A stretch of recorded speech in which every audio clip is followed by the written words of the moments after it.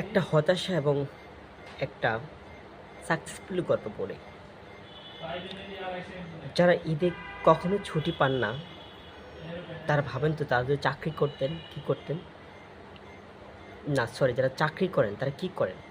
যারা ছুটি পান না, নিশ্চয়ই কর্মস্থল থাকতে হয়। আর যারা ব্যবসা করে তারা কি করে? নিশ্চয়ই তাদের গন্তব্য চলে যায় ঈদের আগেই, ঈদ করার জন্য। কিন্তু আপনি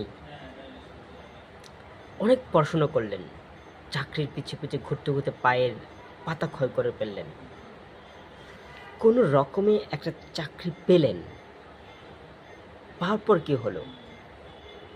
এই যে একটা বন্দি লাইফে আপনি আবদ্ধ হয়ে গেলেন, আর জীবনের স্বাধীনতা নেই, আপনার নিজের মতো করার মতো চলার মতো স্বাধীনতা নেই। অফিস ডিউটি টাইম দিয়েছে, আসতে হবে, যেতে হবে,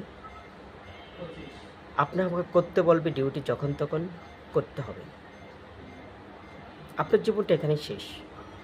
আপনি চাইলে যে আপনার মেধার মূল্যায়ন ছিল, মেধার বিকাশ ছিল, থাকা সত্ত্বেও আপনি পারছেন না। কিন্তু আপনি ব্যবসা করতেন, অনেক কিছুই অসম্ভবকে সম্ভব করার ছিল, আছে, রয়েছে। ডক্টর ইউনূস একটা কথা বলেন, কি জানেন? ডক্টর ইউনূস বলেন, চাকরির পিছে না ঘুরে উদ্যোক্তা হতে শিখো,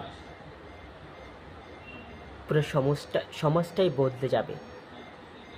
আমাদের মা বাবা, যারা নিম্ন মধ্যবিত্ত আছি আমরা,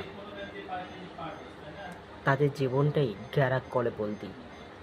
পড়াশোনার চাকরির পিছনে ঘুরতে ঘুরতেই জীবন শূন্য। আপনার মেধাকে যোগ্য জায়গায় স্থাপন করার মতো সময় থাকে না। কারণ জীবন আসলে দাসত্ব ছাড়া, এদের মতো মানুষের মতো দাসত্ব ছাড়া কিছুই না ভাই। জীবনটা আসলে দাসত্বের। বিশ্বাস করুন আমাকে, আমার কথাগুলো আপনি বুঝুন আর না বুঝুন, অনন্ত কালের চির সত্য বাণী এটা।